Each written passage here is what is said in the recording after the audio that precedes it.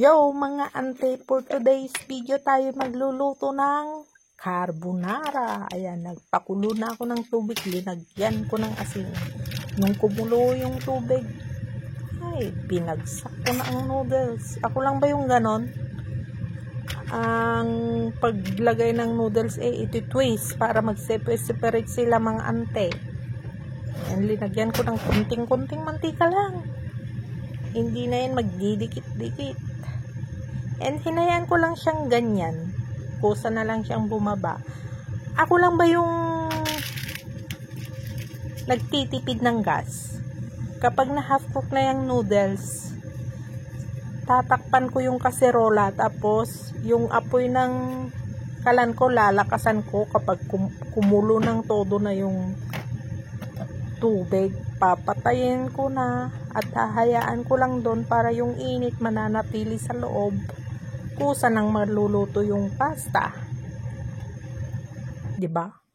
At habang nagpapakulo ako kanina ng tubig, ayan, hinanda ko naman itong mga ating ingredients. Bacon, may isa akong barbarian na sausage, tapos sibuyas, bawang lang naman, at saka yung sauce na nabili ko sa PX Mart. Yung sauce na nabili ko sa PX Mart, ready to use na yon. Kaso nga lang, siyempre tayo, gusto natin lang may mga sahog-sahog, mga ante, di ba? Ayan, sinangag ko na ang bacon hanggang sa mag-golden brown. Sasangag lang ng isasangag.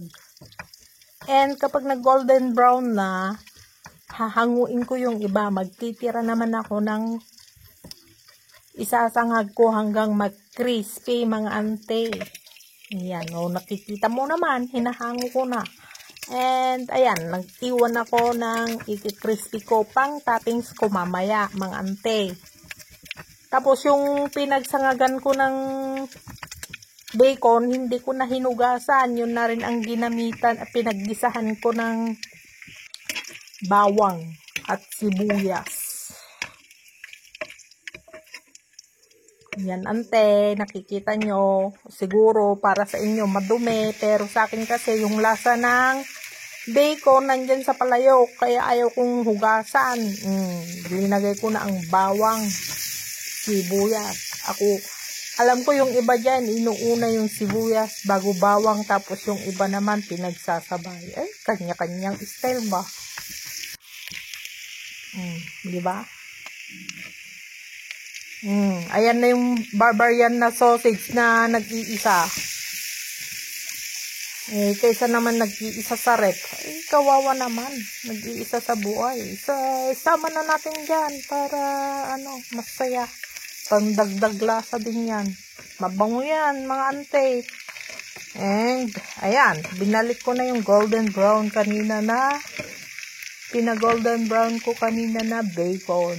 Ayan. And, after kong mapaghalo-halo yan, ilalagay ko na ang ating sauce.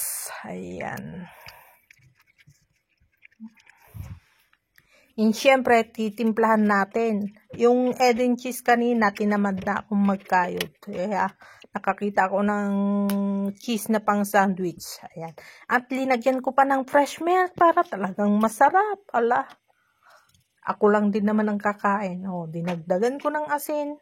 Depende yan sa panlasa, mga ante. Hindi ako nagsusukat-sukat. Kaya, huwag niyong antayin kung anong sukat ng mga linalagay ko. And, linagyan ko ng paminta. Kasi nga, gusto ko ng maanghang. Ayan. Diba? Sarap na, mga ante.